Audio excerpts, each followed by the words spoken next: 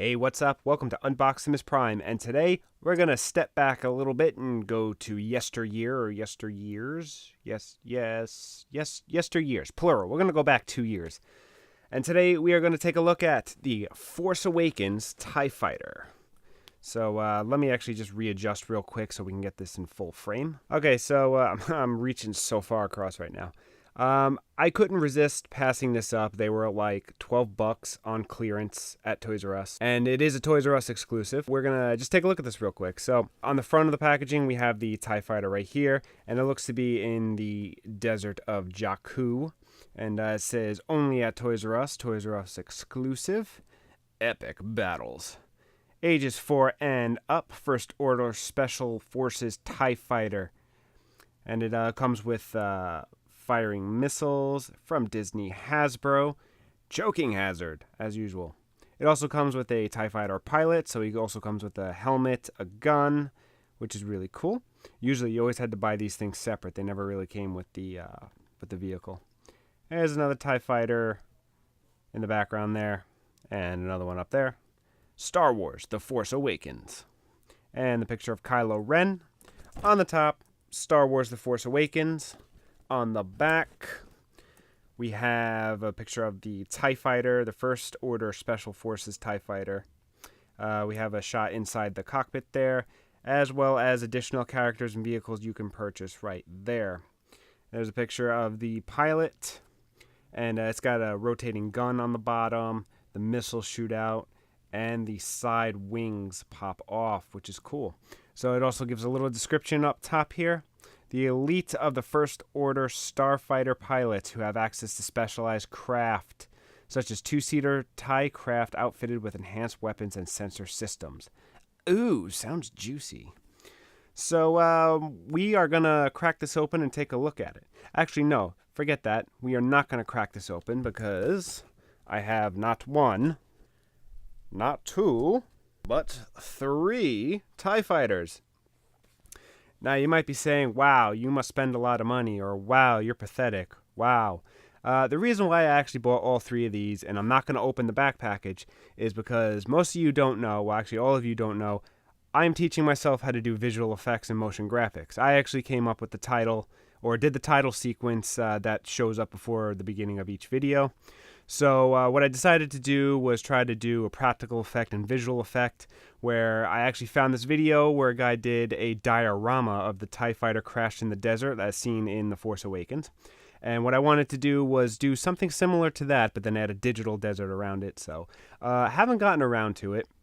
And the reason why I bought so many was I wanted to take the TIE Fighter and chop it up, warp it, repaint it, and do all that type of stuff to make it look a little more realistic. So that's why I have 3 of these.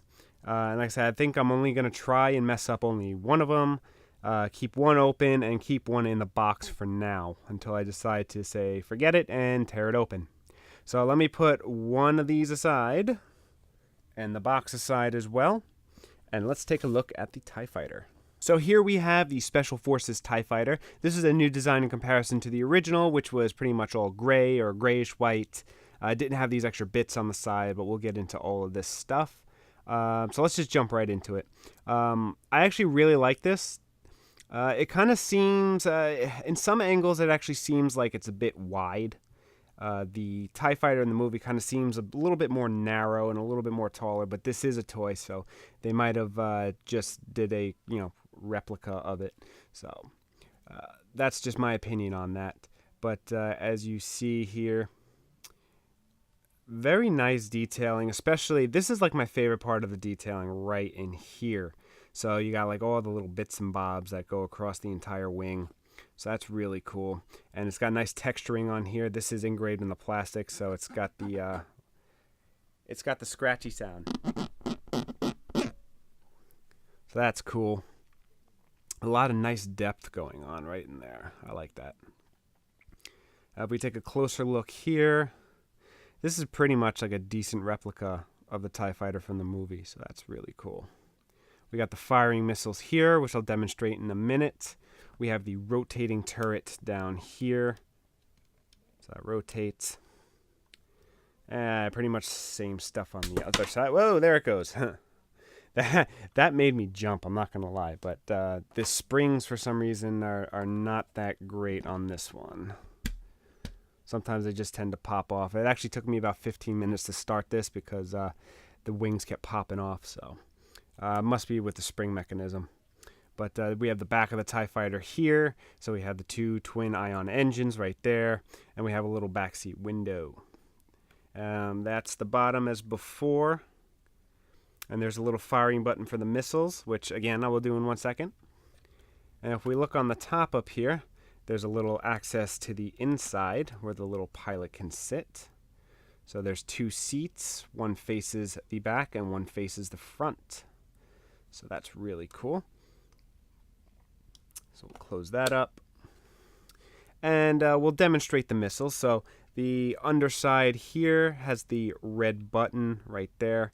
So if we push that, the missiles will fire out. So I'm going to do it off to the side of the camera here. You can take a look where it just boom, boom. There you go. They actually get some pretty good distance. It hit the back over there, and the other one kind of just went. So most of the time they get pretty good distance.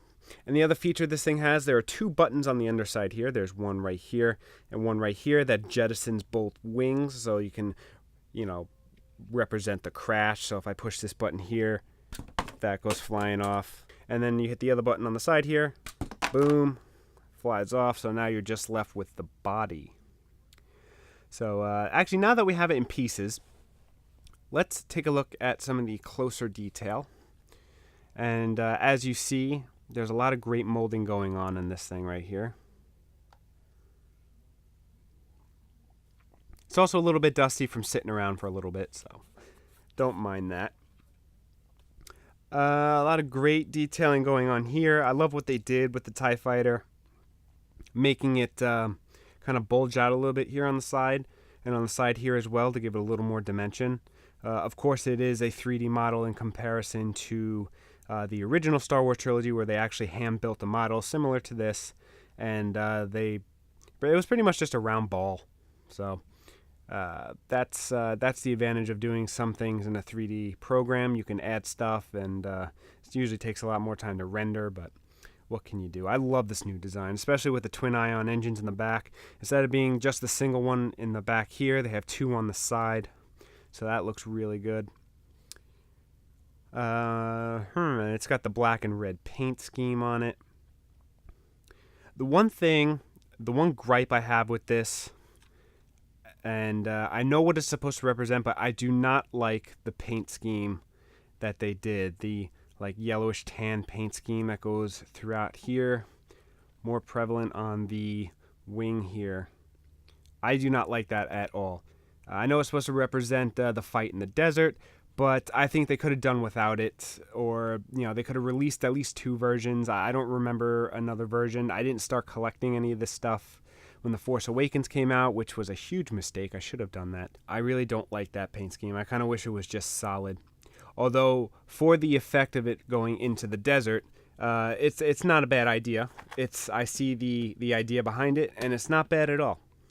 So I do give them props for that, but I kind of wish it was just the one color paint scheme. So all you got to do is just take these.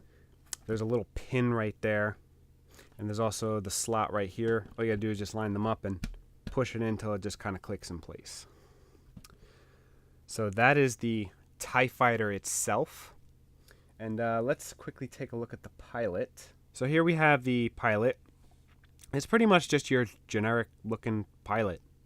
I mean, I don't know.